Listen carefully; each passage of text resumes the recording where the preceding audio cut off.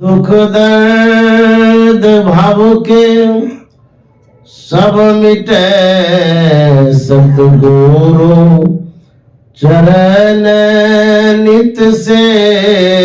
ये दुख दर्द भाव के सब मिटे सतगुरु चरण नित से। ये गुरु भक्ति बिन कछु ना बने, मैं ही सकल संतन कही। गुरु भक्ति बिन कछु ना बने। श्री सद्गुरु महाराज की जय।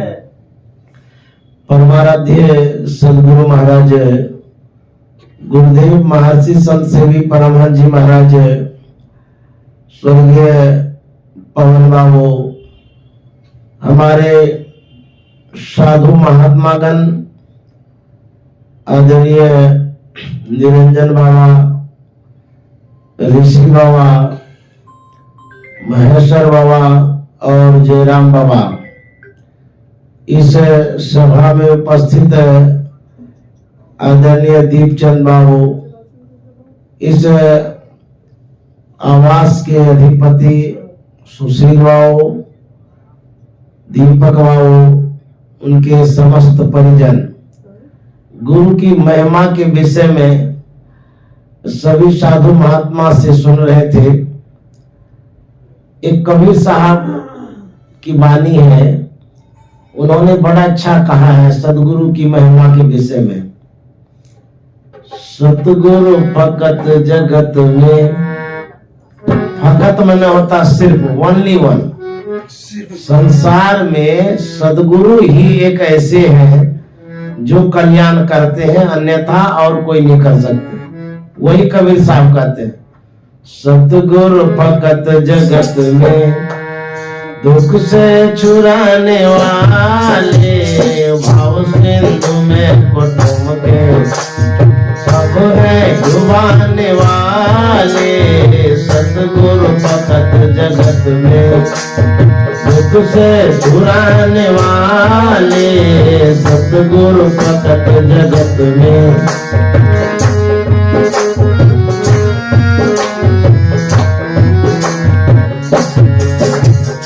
माता पिता तुम्हारे चिड़ियाओ सुट बिचारे। माता पिता तुम्हारे चिड़ियाओ सुट बिचारे।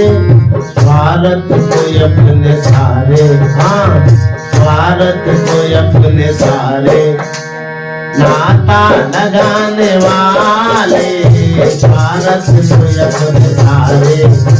नाता लगाने वाले, सतगुरु भगत जगत में, दुख से छुड़ाने वाले, भाव सिंधु में कुटुंब के सब है डुबाने वाले। भाव सिंधु में कुटुंब के अब तो सगे घनेरे, हाँ अब तो सगे घनेरे, करताल जिनको मेरे।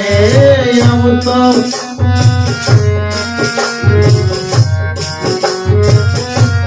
हाँ अब तो सगे घनेरे, अब तो सगे घनेरे, करताल जिनको मेरे।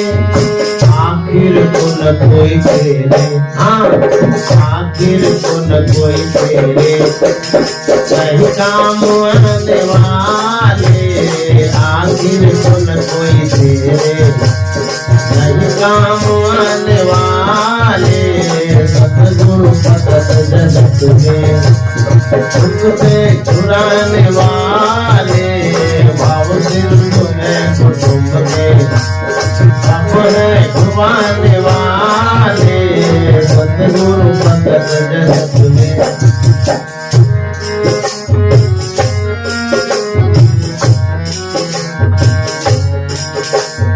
जम के पड़ेगा पाले, पाले, यम के बड़े कपाले, उसके जकर के ताने।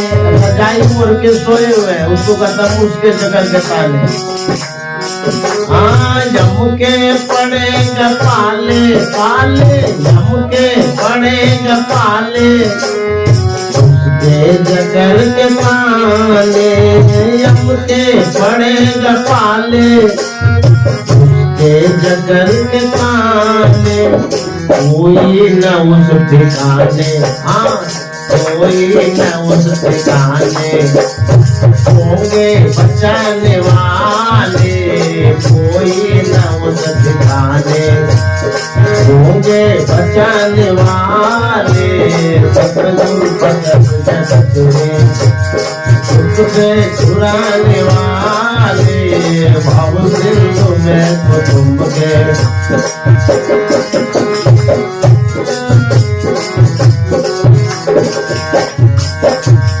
पाके मनुष्य तन को, हाँ पाके मनुष्य तन को, कर ले पवित्र मन को। पाके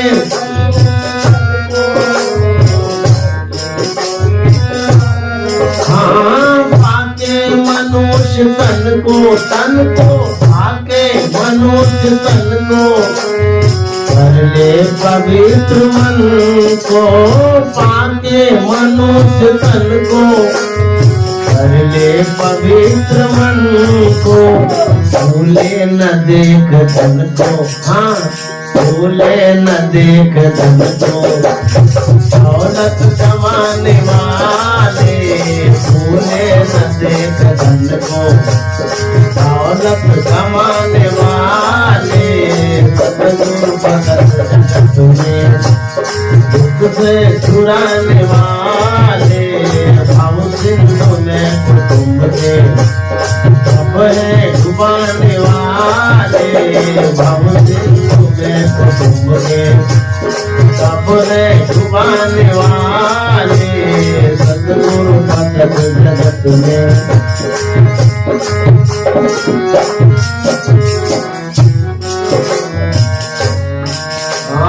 सुन ले ये बात नीकी नीकी, सुन ले ये बात नीकी, प्यारे कबीर जी की।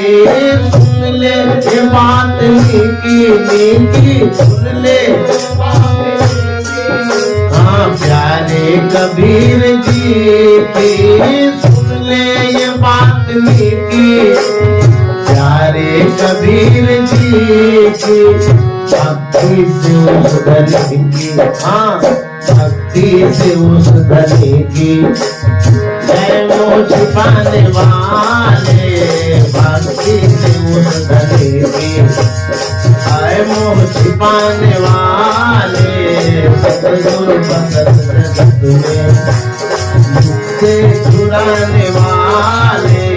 भव सिंधु में कुटुंब के, अपने डुबाने वाले। सतगुरु भगत जगत में दुख से छुड़ाने वाले, भव सिंधु में कुटुंब के। अपने डुबाने वाले, सतगुरु भगत जगत में। कबीर साहब क्या कह गए? कबीर साहब कहते हैं इस संसार में संत सतगुरु जो है वही उद्धार कर सकते हैं, कल्याण कर सकते हैं। अन्यथा जितने परिजन परिवार वाले हैं सब डुबाने वाले, सब स्वार्थ के साथी हैं। आपसे कुछ मांगते हैं या पाते हैं तभी आपका साथी बने हुए हैं, नहीं तो कोई नहीं है आपका अपना। सदगुरु का जो संबंध होता है, रिलेशन, जुड़ाव, लगाव, वह सच्चा वाला होता है। संसार के लोग आपसे धन चाहते हैं, लेकिन संत सदगुरु आपसे वो भी नहीं चाहते। कहते हैं साधु भूखा भाव का, धन का भूखा नहीं, जो धन का भूखा सो तो साधु नहीं। तो संत जो है आपसे कुछ नहीं चाहते। आप यदि श्रद्धा भक्ति रखते हैं उनके लिए यही काफी है। तो कहते हैं भव सिंधु में कुटुंब के सब हैं डुबाने वाले। सब इस संसार में डुबाने ही वाले हैं, एक संत सदगुरु उगाने वाले, वही पार लगाने वाले हैं। इसलिए बिना गुरु की कृपा पाए नहीं जीवन उदार है। बिना गुरु की कृपा पाए नहीं जीवन उदार है। बिना गुरु की कृपा पाए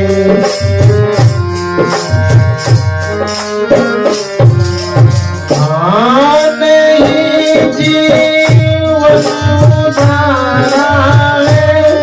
नहीं जीवन उदारा है। नहीं जीवन उदारा है। नहीं जीवन उदारा है। नहीं जीवन उदारा है। बिना गुरु की कृपा पाए नहीं जीवन उदारा है। बिना गुरु की कृपा पाए नहीं जीवन। गुरु महाराज कहते हैं जब तक गुरु की कृपा नहीं होगी जीव का उद्धार और कल्याण नहीं होगा। गुरु की कृपा तभी होती है जब गुरु की आज्ञा का पालन करते हैं, गुरु के कहे अनुसार चलते हैं, तब उनकी कृपा होती है। कृपा का मतलब होता है किसी पर दया कर देना, किसी को दान कर देना। जो कुछ भी मिलता है उसको कृपा कहते हैं। आपको कोई कुछ गिफ्ट में देता है, दान में देता है, ये कृपा है। तो संत सदगुरु दान देते हैं। क्या दान देते हैं? भक्ति का दान देते हैं, ज्ञान का दान देते हैं। इसलिए सदगुरु जो होते हैं वे विशेष कृपालु दयालु होते हैं। एक बार नारद मुनि ने भगवान विष्णु से जिज्ञासा किया था कि भगवान जब आप किसी जीव पर प्रसन्न होते हैं तो आप उसके लिए क्या करते हैं? भगवान विष्णु ने कहा था कि मुनि जी, मैं जिस पर विशेष प्रसन्न होता हूं तो पहली बार कृपा करके उसको मनुष्य का शरीर देता हूं। ये विशेष कृपा का परिणाम है जो मुझे मनुष्य का शरीर मिला है। किसी को भी मनुष्य का शरीर मिला है प्रभु कृपा से।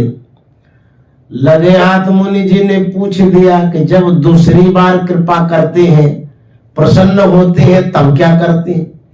विष्णु भगवान ने कहा कि मुनि जी, जब मैं दूसरी बार प्रसन्न होता हूं उस मनुष्य को सत्संग प्रदान कर देता हूं। तो यह जो सत्संग मिला है इसमें भी प्रभु की कृपा है।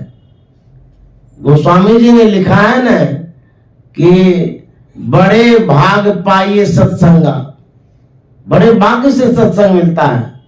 बिना ही प्रयास हो ही भवभंगा।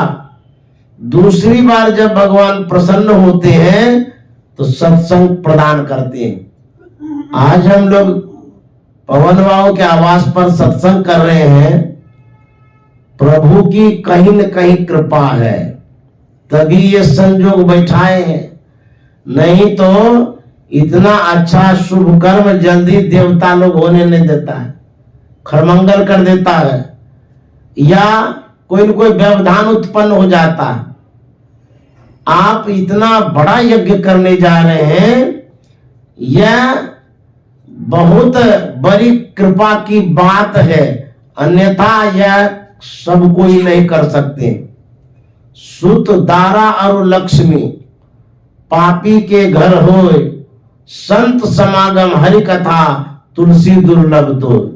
ये जो हरि कथा हो रही है, सत्संग हो रहा है, इसमें परमात्मा की असीम अनुकंपा तभी हो रहा है। अन्यथा इतनी बाधाएं आती है अच्छे कामों में, शुभ कामों में। पुण्य का काम करेंगे बाधाएं आएंगी, पाप करिएगा तो कोई बाधा नहीं। तो इस तरह से प्रभु की कृपा से सत्संग मिलता है। तो भगवान विष्णु ने कहा, जब मैं दूसरी बार प्रसन्न होता हूं तो जीव को सत्संग प्रदान करता हूं, सत्संग का अवसर देता हूं। मुनि जी फिर पूछ दिए कि भगवान जब तीसरी बार प्रसन्न होते हैं तब क्या करते हैं? भगवान विष्णु ने कहा कि मुनि जी, जब मैं तीसरी बार प्रसन्न होता हूं तो जीव को संत सदगुरु के हाथ में सौंप देता हूं। ऐसा अवसर प्रदान कर देते हैं कि सच्चे सदगुरु के साथ वो लग जाते हैं, पहुंच जाते हैं, ऐसा संयोग हो जाता है। तो मुनि जी ने कहा चौथी बार। तो विष्णु भगवान ने कहा, जो मानव संत सदगुरु के हाथ में चला जाता है उसके बाद हमारी कोई भूमिका नहीं रहती है।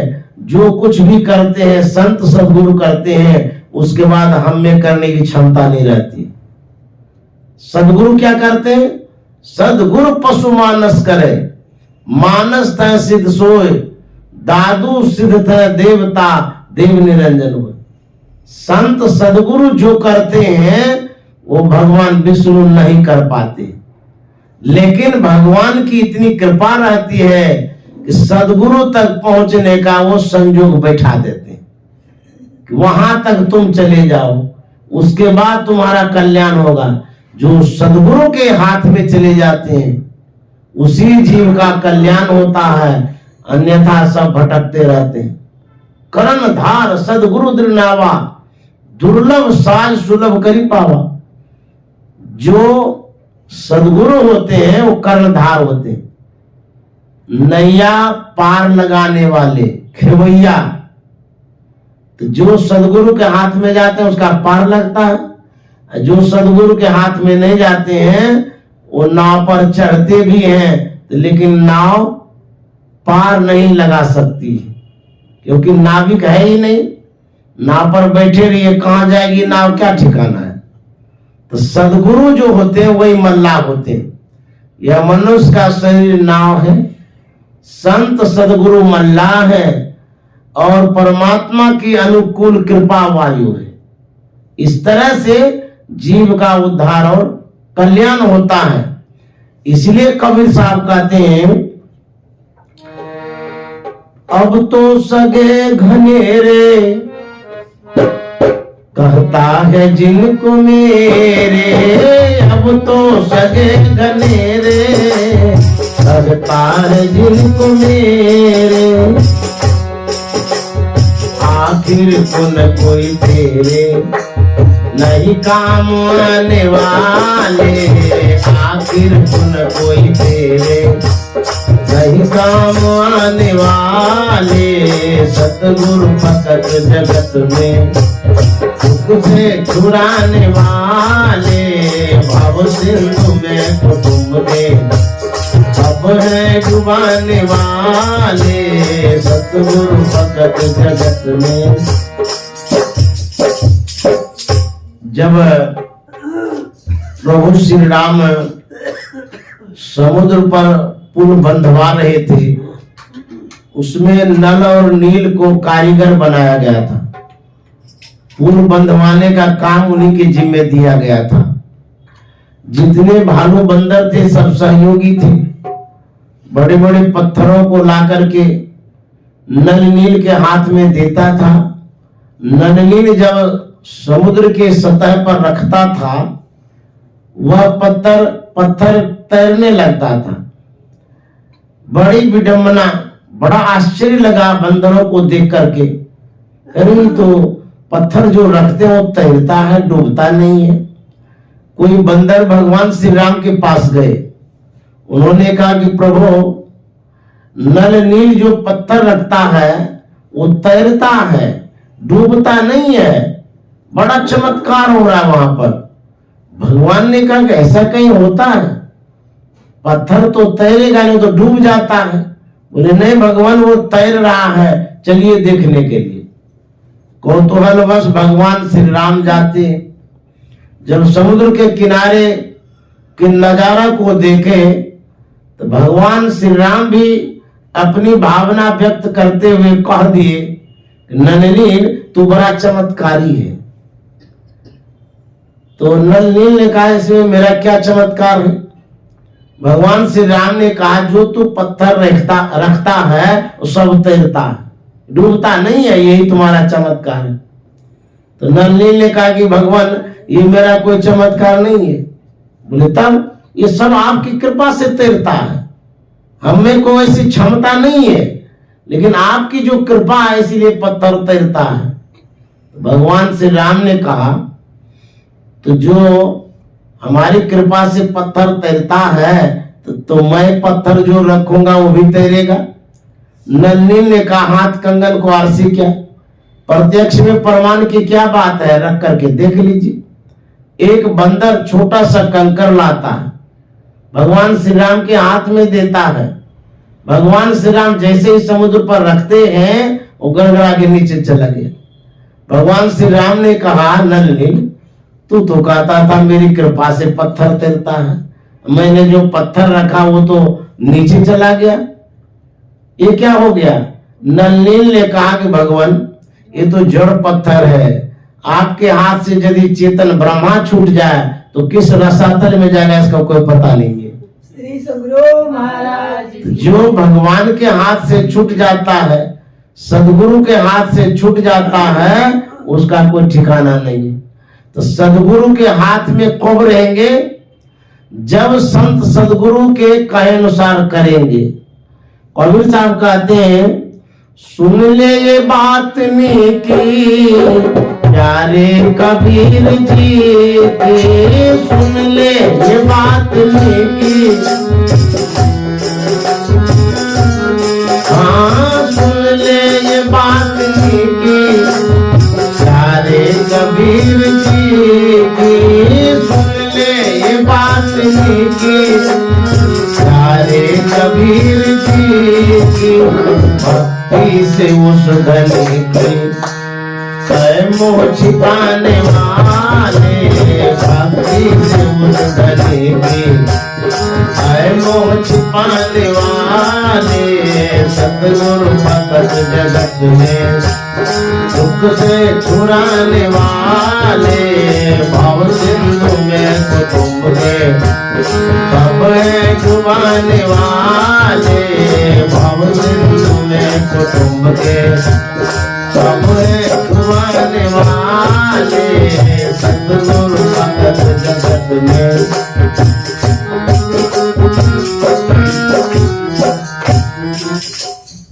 गोस्वामी जी ने रामचरितमानस की बृहद रचना की है, विश्व विख्यात ग्रंथ है रामचरितमानस। उस बृहद कार्य को करने के पूर्व उन्होंने प्रार्थना किया है और अपने गुरु को, इष्ट को अपनी भावना व्यक्त करते हुए कहा है। जैसे हम आप कोई विशाल काम करते हैं, बड़ा काम करते हैं, जो आपके इष्ट हैं, देवता हैं, आराध्य हैं, जिनको भी आप मानते हैं उनसे जरूर प्रार्थना करते हैं, तब जाकर के काम प्रारंभ करते हैं, ताकि जिस काम को करने के लिए आप चले हैं निर्विघ्न संपन्न हो। तो गोस्वामी जी ने भी यही किया, प्रार्थना किया है। लेकिन प्रार्थना किनका किए हैं इस पर विचार करिए। उनके इष्ट थे प्रभु श्री राम, भगवान श्री राम को मानते थे। लेकिन जब पहली वंदना वो करते हैं, पहला आवाहन, वो गुरु को बुलाते हैं। गुरु की वंदना करते, गुरु से प्रार्थना करते, बंदो गुरुपद गंज कृपा सिंधु नर रूप हरि महामोह तम पुंज जासु बचन रवि करनी कर। गोस्वामी जी कहते हैं मैं संत सदगुरु के चरण कमल में प्रणाम करता हूं। वहां तो लिखना चाहिए बंदो श्री राम पद, बंदो हनुमान पद या बंदो गणेश पद, कुछ तो लिख देते, सीधे लिख दिए बंदो गुरुपद। मैं गुरु के चरण कमल को वंदन करता हूं, प्रणाम करता हूं, अभिवंदन करता हूं। आखिर ऐसा उन्होंने क्यों लिखा? इसका मतलब है गोस्वामी जी के जीवन में, विचार में भगवान से भी बढ़कर के गुरु होते हैं, यही वो दर्शा रहे हैं। सच में गोस्वामी जी ने जो कहा है, भगवान के सामने गुरु का दर्जा बहुत ऊंचा है। कहते हैं महामोह तम पुंज जासु बचन रवि कनिक, इसलिए मैं गुरु की वंदना करता हूं। गुरु शिष्य के अंदर में जो अंधकार है उसको दूर करने के लिए, जैसे सौर मंडल में सूर्य उदय होते ही संसार का अंधकार भाग जाता है, उसी तरह से शिष्य के अंदर में जो अज्ञानता है गुरु की कृपा से दूर हो जाती। ऐसे गुरु होते, महान गुरु होते हैं, इसलिए मैं गुरु की वंदना करता हूं। हम लोग हनुमान चालीसा पढ़े होंगे, उसमें लिखा हुआ है जय जय जय हनुमान गुसाई, कृपा करहु गुरुदेव की नाई। गोस्वामी जी रचनाकार है हनुमान चालीसा के, वही लिखे हैं। वो लिखते हैं हे हनुमान जी आपकी जय हो जय हो जय हो, आप कृपा करिए, अपनी तरह नहीं तब गुरु की तरह। हनुमान जी से कहते हैं हे हनुमान जी आप कृपा करिए, किस तरह से? गुरुदेव की नाई, गुरुदेव की तरह आप कृपा करिए। गुरु कैसे होते हैं, कितने कृपालु होते हैं? जो गोस्वामी जी कहते हैं अपनी तरह से नहीं, गुरु की तरह से कृपा करिए। तो गोस्वामी जी यहां यह भी दर्शा रहे हैं कि हनुमान जी से भी बढ़कर के गुरु होते हैं। और भगवान श्री राम ने भी गुरु को माना। हम लोग एक गुरु किए हैं, भगवान श्री राम को दो दो गुरु है, एक लौकिक गुरु एक पारलौकिक गुरु। भगवान श्री कृष्ण ने भी दो गुरु किया, लौकिक गुरु पारलौकिक गुरु। तो जब तक गुरु के शरण में नहीं जाएंगे आपका कल्याण नहीं होगा। और जब भी हम काम शुरू करते हैं गुरु की आराधना करके करते हैं तो हमारा अवश्य कल्याण होता है। हम लोग सत्संग प्रारंभ करते हैं गुरु का नाम लेते हैं। इस आवास पर मैं वर्षों से आ रहा हूं, तब भी आ रहा था जब हमारे आदरणीय पवन बाबू थे, उन्होंने ही हमें यह आवास दिखाया था, इस आवास में बताया था और उन्होंने जताया था कि यहीं पर सत्संग करना है। इसीलिए हम तब से सत्संग करते आ रहे हैं और उनकी देन रही है जो इस आवास पर उन्होंने हमें स्थान दिया। जब तक शरीर में रहे यहां पर ध्यान सत्संग कार्यक्रम होते रहा और वे अवश्य हमें पूछते थे और सलाह मशवरा करते थे, सत्संग करते थे, कराते थे। जो गुरु पर आश्रित होते हैं उसके जीवन में अवश्य लाभ होता है। हम अपनी दृष्टि से देखते हैं लाभ हानि को, लेकिन संतों की दृष्टि से जब देखेंगे जो गुरु के शरण में चले जाते हैं उसका बुरा नहीं होता है। जब कोई काम करते थे तो गुरुदेव महर्षि संतसेव जी महाराज को पूछते थे, उनसे पूछ करके काम करते थे। और गुरु के आज्ञा का अक्षर से वो पालन करते थे। तो गुरु का स्थान प्रथम था पवन बाबू के जीवन में। जब भी काम करते रहे गुरु के अनुसार करते रहे, उनकी आज्ञा का पालन करते रहे। इनकी भावना को सहजोबाई की भावना से हम मिलाते हैं। क्या कहती है वो? राम तजो पर गुरु न विसारो, गुरु के समहरि गुण निहारो। राम तजो पर गुरु न विसारो, गुरु के समहरि गुण। उससे पूछा गया कि भाई आप कहते हैं राम को छोड़ सकते हैं, तज देंगे, लेकिन गुरु को नहीं छोड़ेंगे, आखिर ऐसा क्यों बोलते हैं आप? गुरु में क्या खासियत है, विशेषता है जो उसको पकड़ करके रखेंगे और राम को छोड़ देंगे?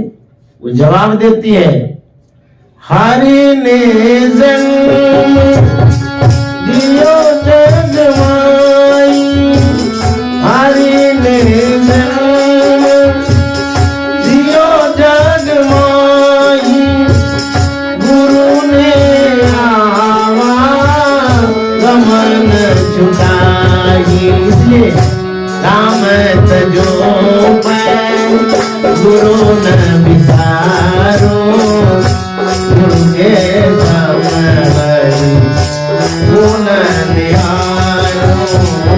राम तजो पर गुरु न विसारो, गुरु के समहरि गुण।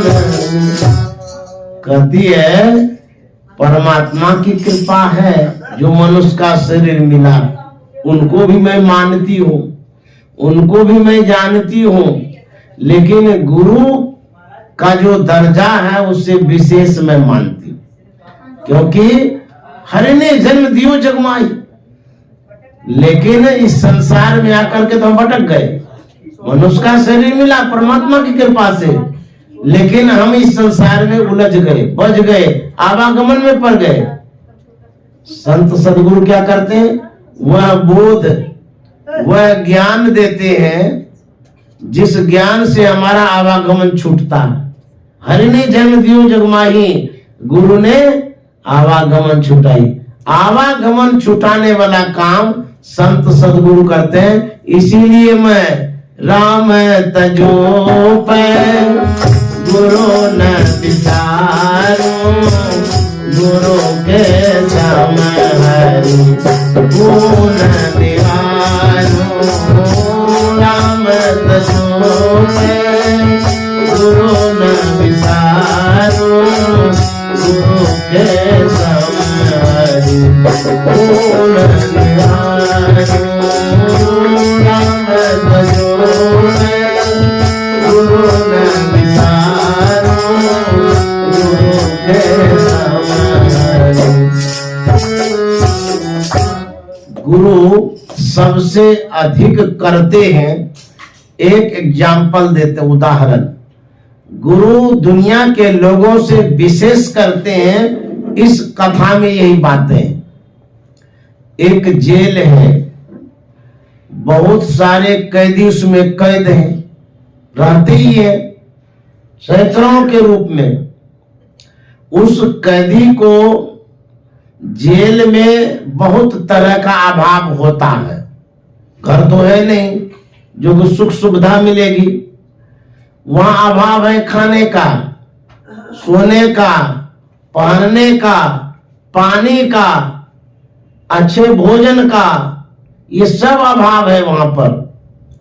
मान लिया जाए कैदी अभाव ग्रसित है, कोई एक दयावान व्यक्ति जाता है जिसके दिल में दया आ जाती है कैदियों के कष्ट को देखकर, तो वह क्या करता है?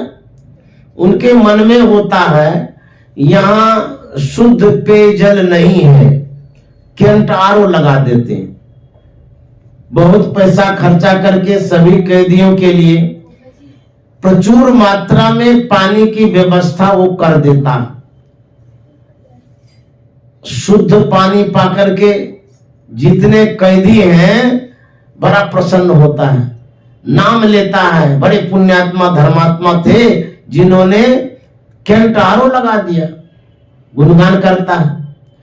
कोई दूसरे दयावान व्यक्ति जाते हैं, उनके दिल में होता है अन्न का अभाव है, पौष्टिक आहार नहीं है कैदियों के लिए, ऐसा करते हैं हम अपनी व्यवस्था से बहुत अच्छा अच्छा अन्न का प्रबंध कर देते हैं, फल फूल का प्रबंध कर देते हैं। यह सभी कैदियों के लिए व्यवस्था हो जाती है। अच्छे अच्छे भोजन को पाकर के सभी कैदी खुश हो जाते हैं, प्रसन्न हो जाते हैं, धन्यवाद भी देते हैं। बड़े अच्छे सज्जन मिले जिन्होंने इतना रुपया खर्चा करके अन्न का व्यवस्था कर दिया। तीसरे सज्जन जाते हैं, वे देखते हैं कि सभी कैदी अस्वस्थ हो गए हैं, औषधि का अभाव है। वह अपना पैसा खर्चा करके अच्छे दवाइयों का प्रबंध करता है, अच्छी दवाई की व्यवस्था कर देता है। सब कैदी बड़ा खुशहाल होता है। कोई सज्जन जाता है, जाड़े के मौसम को देख करके कैदी को ठिठुरते देखकर गरम कपड़े की व्यवस्था कर देता है।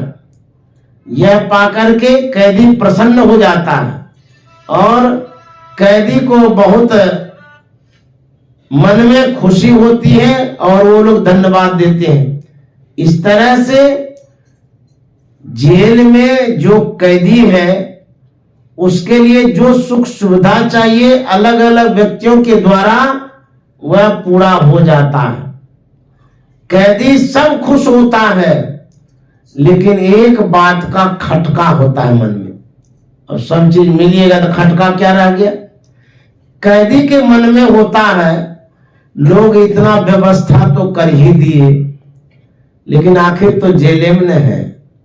जेल में रहने का खटका उसको सताता है, मन में परेशानी है सुविधा होने के बावजूद भी, जेल में है। एक व्यक्ति जाता है, कोई व्यवस्था नहीं करता है, सिर्फ पैरवी कर देता है।